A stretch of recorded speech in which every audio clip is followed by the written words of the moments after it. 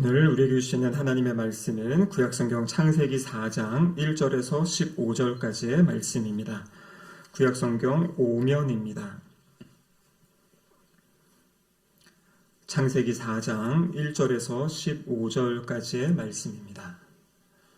하나님의 말씀을 저와 한 절씩 교독하도록 하시겠습니다. 아담이 그의 아내 하와와 동침하매 하와가 임신하여 가인을 낳고 이르되 내가 여호와로 말미암아 등남하였다 하니라.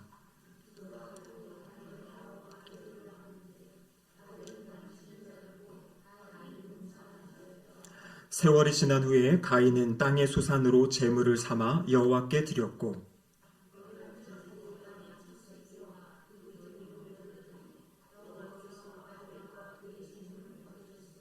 가인과 그의 제물은 받지 아니하신지라. 가인이 몹시 분하여 안색이 변하니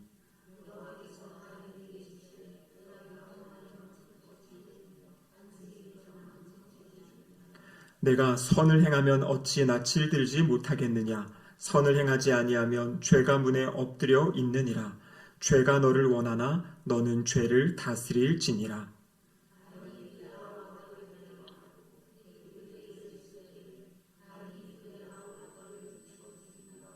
여호와께서 가인에게 이르시되 내 아우 아벨이 어디 있느냐. 그가 이르되 내가 알지 못하나이다.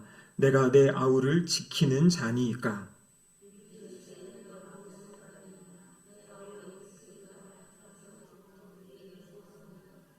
땅이 그 입을 벌려 내 손에서부터 내 아우의 피를 받았은즉 내가 땅에서 저주를 받으리니.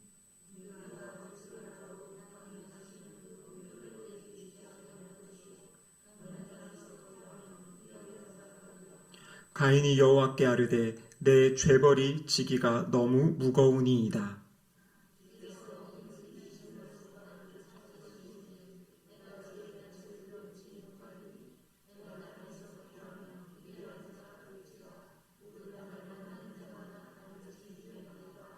여호와께서 그에게 이르시되, 함께 읽겠습니다. 그래서 그에게 이르시되 그렇지 아니하다. 가인을 죽이는 자는 벌을 7배나 받으리라 하시고 가인에게 표를 주사 그를 만나는 모든 사람에게서 죽임을 면하게 하시니라. 이는 하나님의 말씀입니다. 아멘. 함께 기도하시겠습니다. 하나님 아버지 감사드립니다. 3일 저녁 저희들 다시 주님 전으로 불러주시고 함께 또 말씀을 나누며 또 함께 기도할 수 있는 시간 주심에 감사드립니다. 성령 하나님 이 시간 이곳 가운데 친히 임재하여 주셔서 하나님의 말씀을 깨닫게 하시고 또 믿어지는 은혜의 역사가 있게 하여 주시옵소서. 설교자 입술을 주장하시사 하나님의 말씀을 잘 풀어 설명하게 하시고 또 하나님의 말씀을 선포하는 은혜의 시간 되게 하여 주시옵소서. 예수님의 이름으로 기도드립니다. 아멘. 한 주간 잘 지내셨습니까? 벌써 4번째 시간인데요. 제가 간단하게 한번 정리하고 오늘 말씀을 나누도록 하겠습니다. 1과에서 다뤘던 내용은 무엇이냐면 태초에 하나님이 천지를 창조하셨다. 근데 거기서 핵심은 무엇이었냐면 아들로 말미암아 선하게 이 세상을 창조하셨다라는 거죠. 그래서 세상의 주인은 창조주 하나님이시다라는 것을 이야기했고요. 2번째 과에서는 하나님이 특별히 인간은 하나님의 형상을 따라 하나님의 형상대로 사람을 창조하셨다. 그래서 이 하나님의 형상대로 창조하신 것의 중요한 의미는 다스리는 자, 통치하는 자, 하나님의 대리 통치자로 이 땅을 살아가게 하신 거고요. 또 한 가지는 바로 하나님과 관계를 맺고 서로 간의 관계를 맺고 살아가는 공동체로 살아가는 존재로 하나님이 우리 인간을 창조하셨다라는 것입니다. 근데 지난 시간에 살펴본 것은 바로 죄에 대한 이야기였죠. 근데 이 죄의 영향력이 무엇이냐면 하나님과 인간과의 관계를 깨트리고 또 하나님과 그 사람들 서로 간에 사람과 사람과의 관계를 깨트리고 피조물과의 관계까지 깨어지는 이 죄의 영향력, 그 모습을 지난 시간에 살펴보았습니다. 그리고 오늘 살펴볼 내용이 바로 이 창세기 4장인데요. 오늘 제목이 무엇입니까? 죄의 확산과 하나님의 긍휼. 사실 오늘도 이제 이 죄와 관련된 주제를 다루려고 합니다.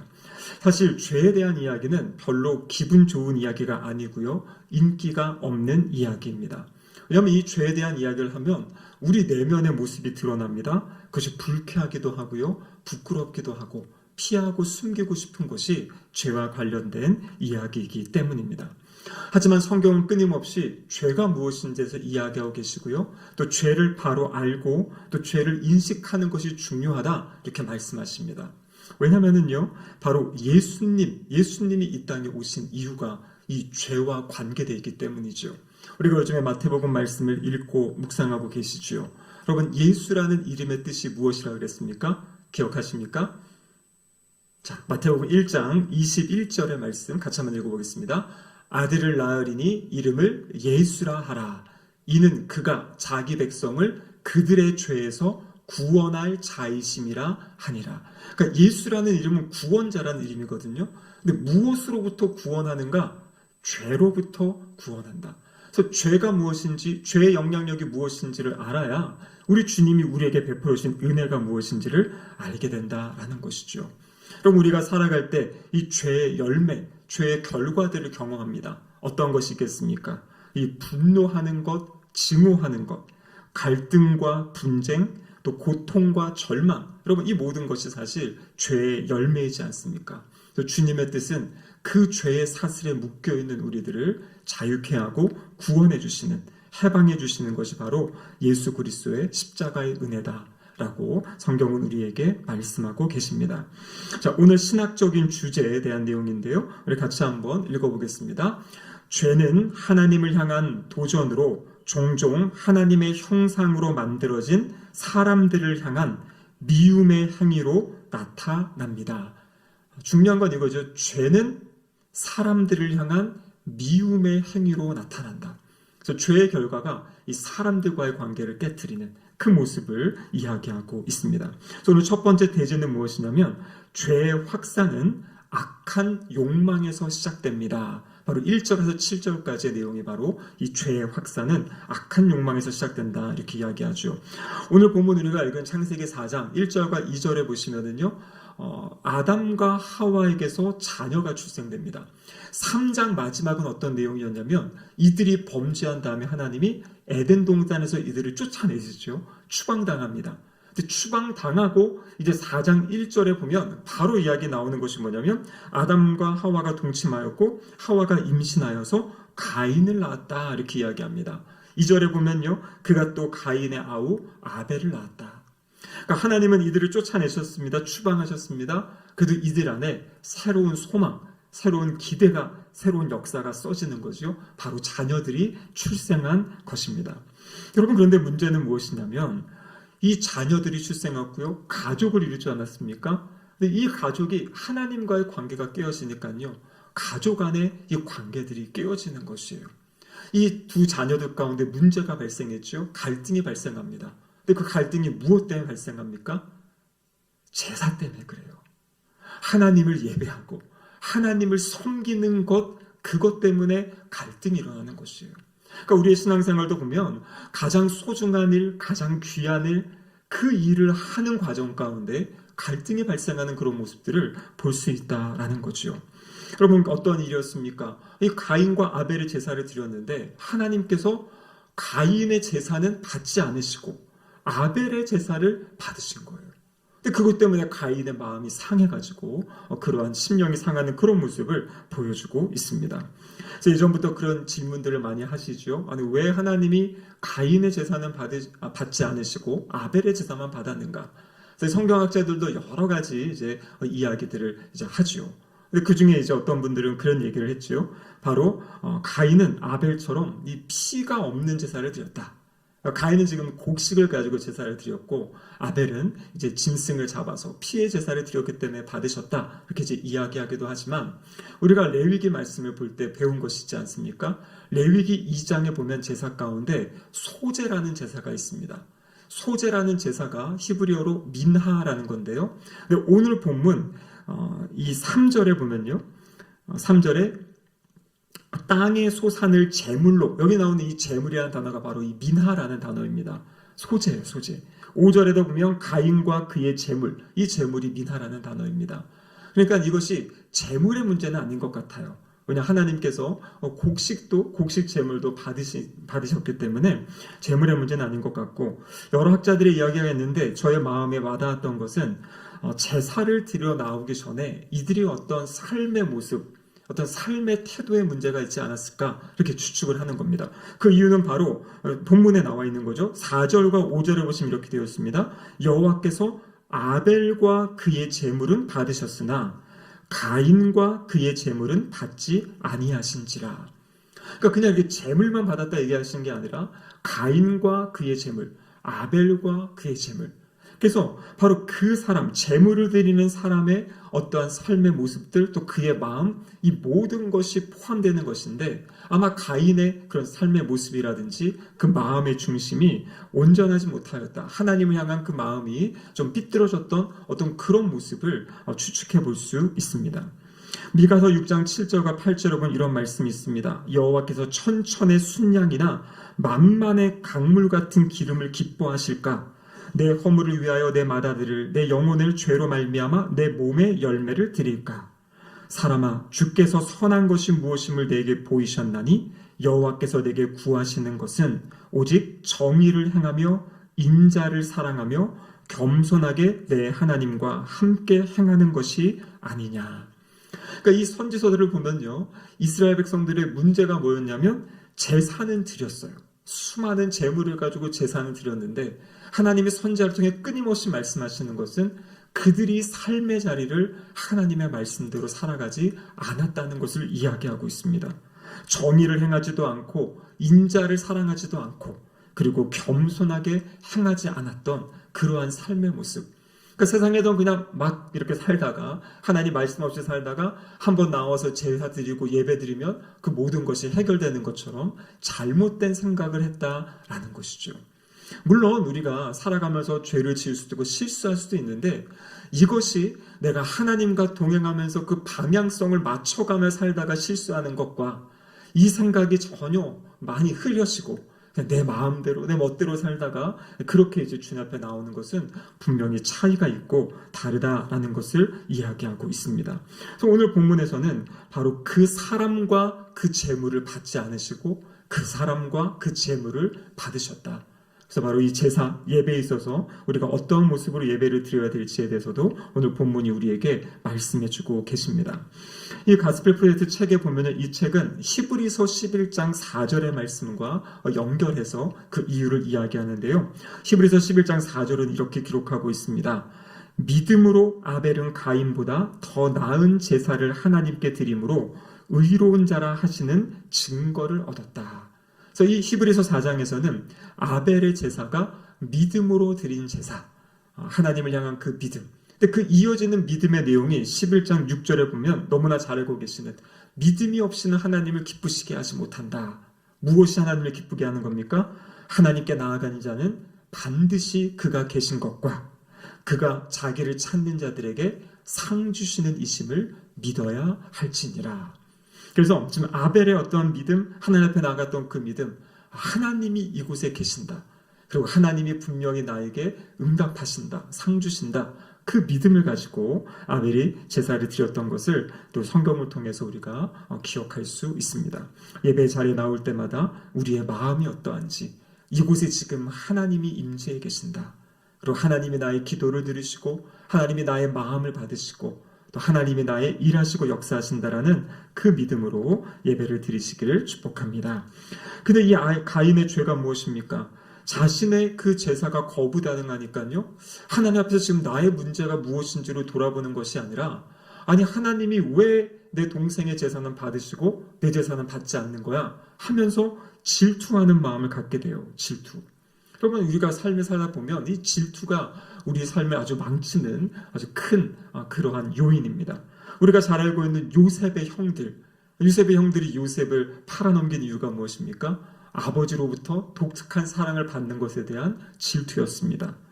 바리새인들과 제사장들이 예수님을 십자가의 죽음으로 몰아간 큰 이유 가운데 하나도 무엇입니까? 예수님께 사람들이 몰려들고 예수님께 사람들이 집중하는 것, 그것 때문에 시기와 질투의 마음이 그들에게 있었다라는 거죠. 근데 가인은요, 그 처음에는 질투하는 마음이 있었는데 그 마음이 이제 어디로 가냐면요, 분노하는 마음으로 가는 것이에요. 근데 성경을 잘 보면 분노 자체가 죄는 아닌 것 같아요. 그것은 감정적으로 순간 일어나는 거니까요. 근데 그 분노의 감정을 다스리는 것, 통치하는 것, 이것은 우리가 해야 되는데 그것을 제대로 하지 못한 거죠. 그래서 그 모습, 그 분냄의 모습이 하나님께 보여졌습니다. 그래서 오늘 본문 4장 7절에 보면은 그렇게 되어 있죠. 6절에 보면 먼저 이렇게 되어 있습니다. 내가 분하여 함은 어찌됨이며 안색이 변함은 어찌됨이냐. 그리고 7절에 내가 선을 행하면 어찌 낯을 들지 못하겠느냐. 선을 행하지 아니하면 죄가 문에 엎드려 있느니라. 죄가 너를 원하나 너는 죄를 다스릴지니라.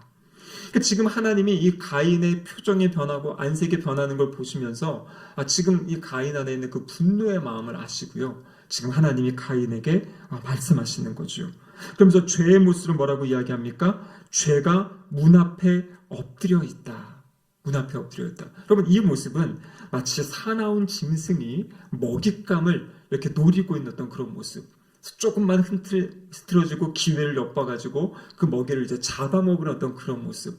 어떤 죄가 지금 가인을 삼키려고 하는 어떤 그런 모습을 보여주고 있는 것입니다. 여기 보면 죄가 너를 원한다라는 이 원한다라는 단어는 뭐냐면 죄가 너를 지금 지배하려고 한다. 그 분노의 감정을 해결하지 못하고 갖고 있을 때 그 분노를 통해 가지고 이 죄의 역사, 이 죄의 다스림, 통치하심이 나타나게 된다는 거죠. 근데 하나님께서는 뭐라고 이야기하십니까? 너는 죄를 다스릴지니라.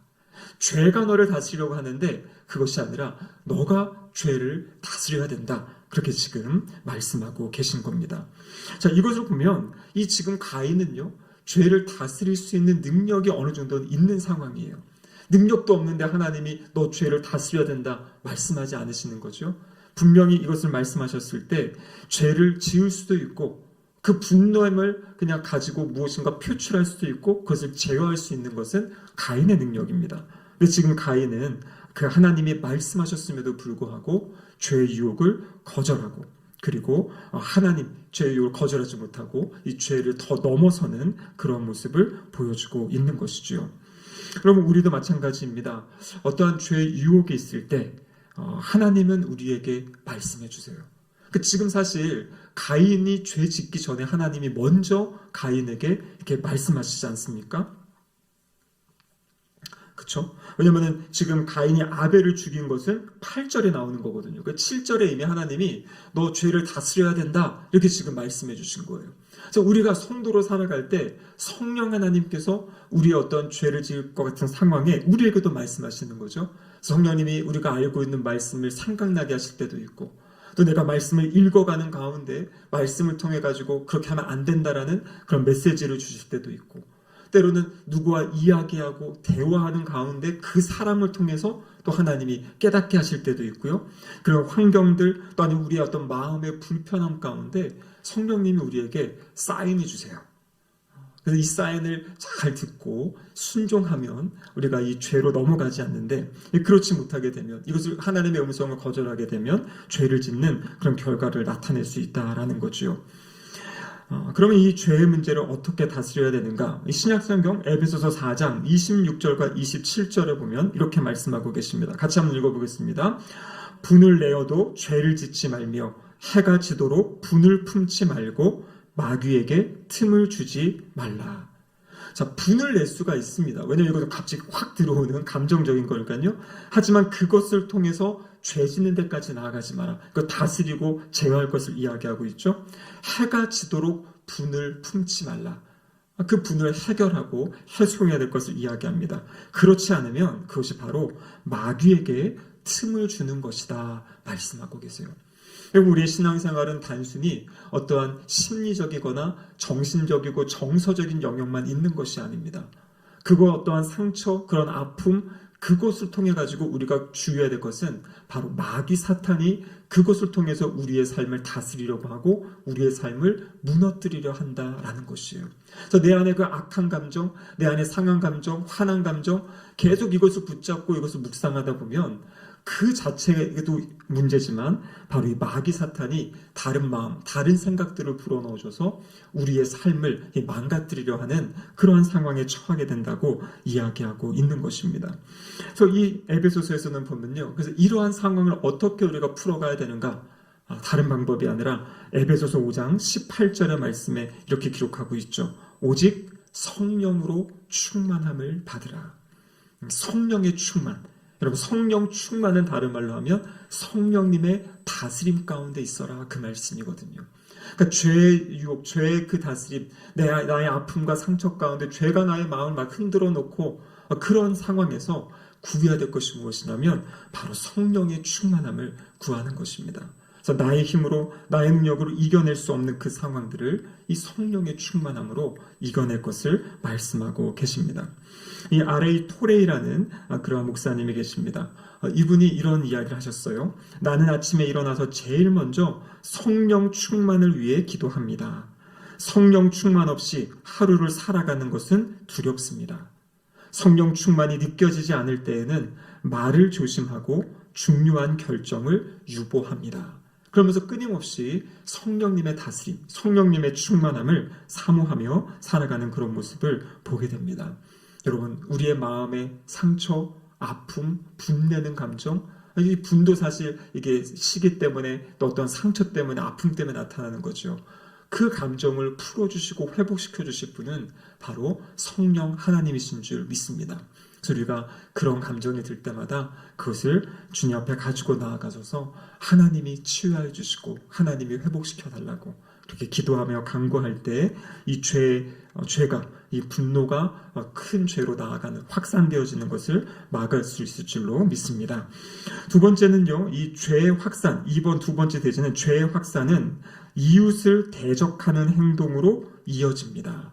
그래서 이 분노의 마음이 제어되지 않을 때 이제 이웃을 대적하는 걸로 나타난다는 거죠. 그래서 이제 8절에서 12절까지의 내용인데요. 이 가인의 이 시기와 분노, 결국에 이것이 어떻게 됩니까? 8절에 보면 살인으로 연결이 되는 것이에요. 그럼 놀랍지 않습니까?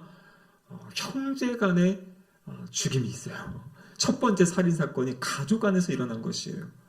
같은 부모 안에서 자란 피를 나눈 형제, 그들 안에서 살인이 일어나게 되는 거죠.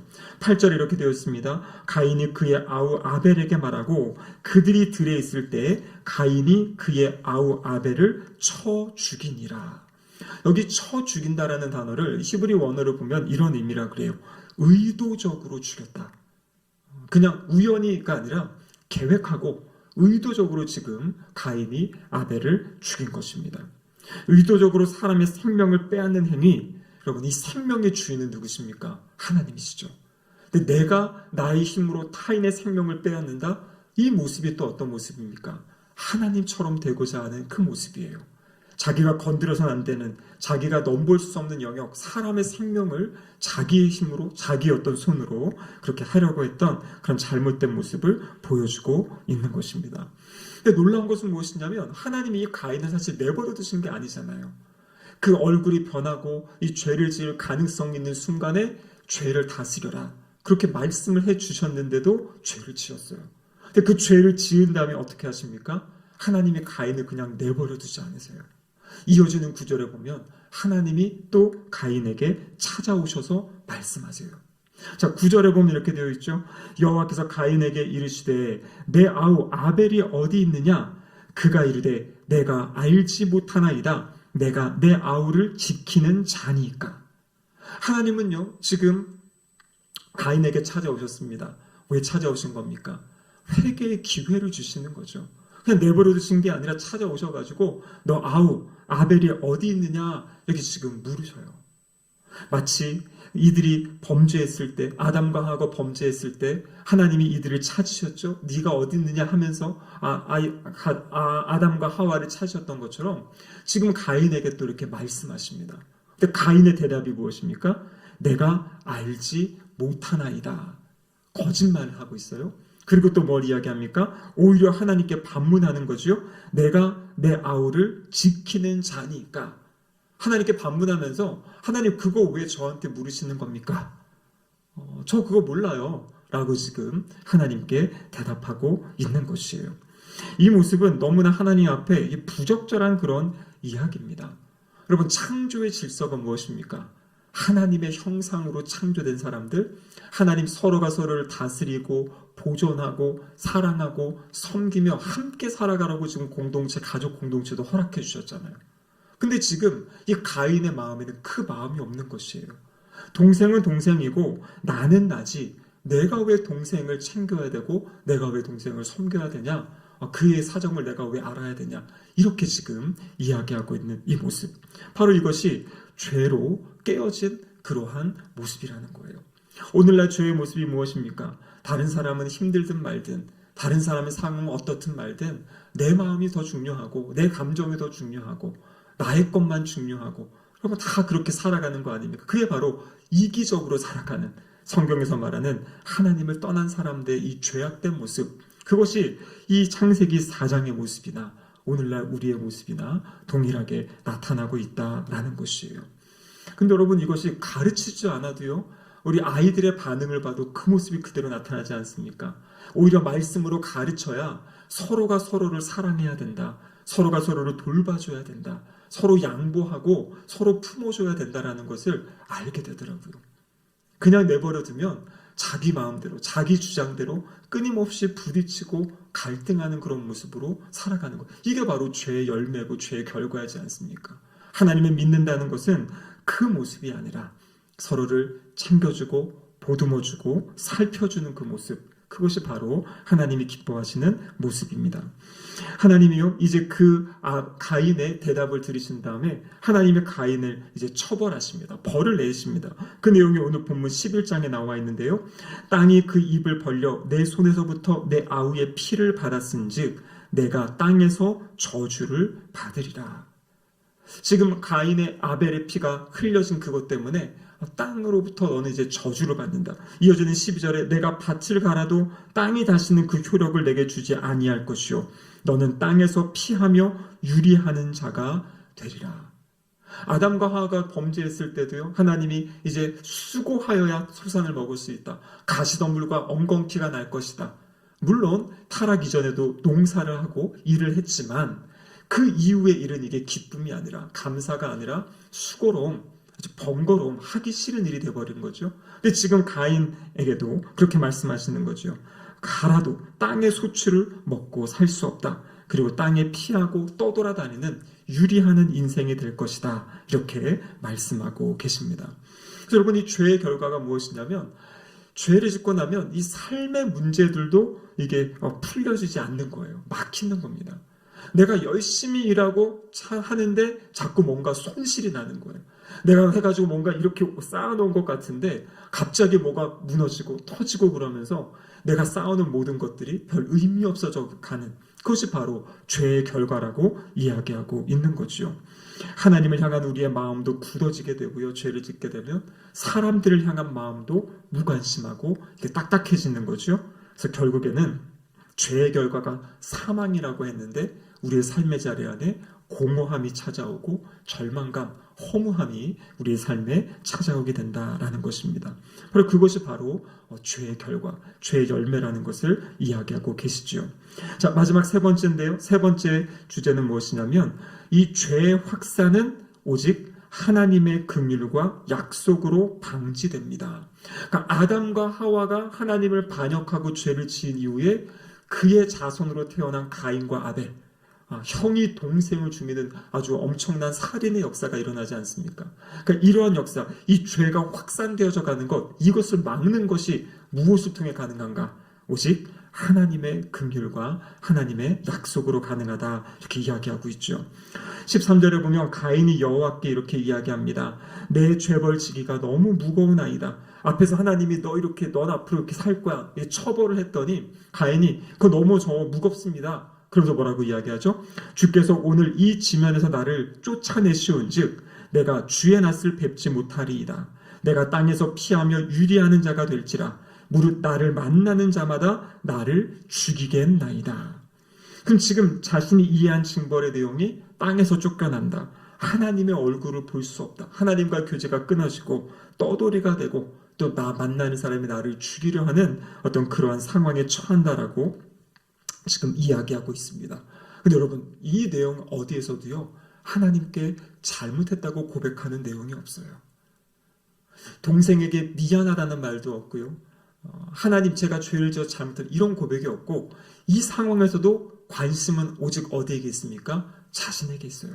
나 이제 어떡하죠? 나 이제 떠돌아다녀야 돼요. 나 이제 일해도 먹고 살기도 어렵고, 그러면서 하나님, 이거 너무나 무거운 징벌입니다. 무거운 그러한 죄벌입니다. 그러면서 하나님께 계속 그러한 이의를 제기하면서 하나님께 항변하는 그러한 연약한 모습을 보여주고 있습니다. 여러분, 그런데 이 오늘 본문을 보면요, 하나님은요, 이 가인에 대해서 잘못이 있기 때문에 잘못에 대해서 처벌하십니다. 정의를 실행하세요. 그것이 아까 이야기한 것처럼 가인을 추방하고 그 모습으로 나타나는 겁니다. 근데 하나님은요, 그렇게 처벌하는 것뿐만 아니라 그 상황에서도 하나님은 긍휼을 베풀어 주세요. 그 긍휼이 무엇입니까? 바로 가인에게 표를 주시는 겁니다. 15절 오늘 본문 마지막에 보면 가인에게 표를 주사 그를 만나는 모든 사람에게서 죽임을 면하게 하시니라. 그러니까 하나님은 이 정의 공의를 가지고 심판하시는 것뿐만 아니라 사랑으로 이 긍휼을 베푸셔가지고 가인을 그래도 지켜주시고 세워주시는 그러한 모습을 보여주시는 거예요. 창세기 3장에서 그들이 죄를 짓고 벌거벗어서 수치함을 느끼고 있을 때 하나님 먼저 어떻게 하셨습니까? 가죽옷을 지어서 입혀주셨잖아요. 그들을 심판하시고 처벌하시지만 그것과 동시에 하나님은 그들에게 이렇게 긍휼을 베풀어 주시는 동일한 모습을 보여주고 계십니다. 그리고 이 4장의 마지막에 보면은요, 4장 26절에 여기 보면요, 이제 셋에 대한 이야기가 있고요. 셋이 에노스를 낳고 에노스가 여호와의 이름을 불렀다. 그래서 이 죄악이 확산되는 과정 가운데도 하나님이 아벨 대신에 또 셋이라는 사람을 보내주시고, 그리고 또 셋 후손인 에노스, 그 뒤에 보면은 또 이제 아담의 계보가 5장에 이어지면서 계속 하나님의 그 역사, 창세기 3장 15절에서 여자의 후손을 통해서 내가 너희를 다시 구원할 것이다라는 그 약속의 말씀을 하나님이 이루어 가시는 그 모습을 보여주고 계십니다. 여러분, 그래서 우리가 믿는 십자가가 무엇입니까? 십자가에는 두 가지가 같이 나타나거든요. 하나님의 공의와 하나님의 사랑이 나타나잖아요. 하나님의 공의, 하나님은 죄에 대해서는 분명히 죄의 값은 사망이기 때문에 죄 없으신 예수 그리스도를 우리 대신에 십자가에서 죽게 하시는 거죠. 근데 그것을 통해서 죄인 우리들을 죄를 용서하시고 구원하시는 사랑의 행위가 같이 나타나는, 그래서 이 창세기에서부터 그 모습이 끊임없이 나타나고 있는 것입니다. 창세기 2장과 3장에도 보면요, 아담과 하와가 하나님께 반역하지요. 그 결과가 무엇입니까? 심판이 있어요. 하나님은 여러 가지 심판의 말씀을 하십니다. 그것과 함께 은혜를 베푸셨잖아요. 약속의 말씀을 주시고 여자의 후손을 통해서 구원하겠다. 가죽옷을 입혀주십니다. 오늘 본문도 마찬가지입니다. 죄가 있습니다. 가인의 동생 아벨을 죽였지요. 그런데 하나님께서 심판으로 하나님의 면제 안에서 쫓아내십니다. 하지만 가인에게 은혜의 이 징표, 이것을 주셔가지고 그의 생명을 또 보존해 주시는 그런 하나님의 모습을 성경은 끊임없이 보여주고 있습니다. 자, 그렇다면 하나님의 이 죄의 확산을 막는 길, 여러분, 그것은 무엇이겠습니까? 바로 하나님이 약속하신 그 긍휼, 그것이 바로 죄의 확산을 막는 것이에요. 그래서 이 땅이 죄악 가운데 점점 심각해지는데 이 땅을 회복시킬 방법은 무엇이냐면 바로 십자가의 복음, 하나님의 이 은혜의 복음을 전하는 것이에요. 그래서 그 사람들이 죄가 무엇인지를 깨닫고 이것이 아니구나, 잘못 사는 것이구나 라는 것을 깨닫고 자신의 죄를 제어하고 억제하는 어떤 그런 모습으로 나아가는 것은 오직 하나님을 예수 그리스도를 믿을 때, 복음 안에서 주님을 믿을 때 가능한 그런 일이고 사역이다라고 오늘 본문이 우리에게 말씀하고 계십니다. 그래서 죄의 확산을 막는 것은 하나님의 긍휼과 약속이고요. 우리가 그것을 위해 해야 될 것은 그 복음을 전해서, 또 먼저는 우리가 이제 십자가를 통해서 또 성령 하나님 우리 가운데 보내셨기 때문에 이 죄를 이길 힘이 있다. 그럼 로마서 8장은 로마서는 끊임없이 그것을 이야기하고 있죠. 우리의 힘으로는 안 되지만 우리 안에 내주하시는 성령 하나님, 또 예수 그리스도를 통해서 우리는 죄를 이기며 살아갈 수 있다. 다스리며 살아갈 수 있다 말씀하고 계십니다. 오늘 말씀을 기억하시면서요, 확산되어져 가는 죄의 모습, 죄악된 세상의 모습, 애통해하고 안타까워하면서 더 이 복음 전하는 일에 우리 마음을 다하는 우리 모두가 되기를 주님의 이름으로 축복합니다. 아멘. 기도하시겠습니다. 하나님 아버지 감사합니다. 끊임없이 이 땅에 죄가 확산되어져 가고 있습니다. 하지만 하나님은 그 긍휼을 베푸셔서 예수 그리스도를 이 땅에 보내주셨고 주님 안에서 죄의 문제를 풀어주시고 해결해 주십니다. 주님, 우리가 이 기쁜 소식을 날마다 전하며 또 이 기쁜 소식 안에 살아가는, 죄를 이기며 승리하며 살아가는 우리 모두 될 수 있도록 도와주시옵소서. 예수님의 이름으로 기도드립니다. 아멘.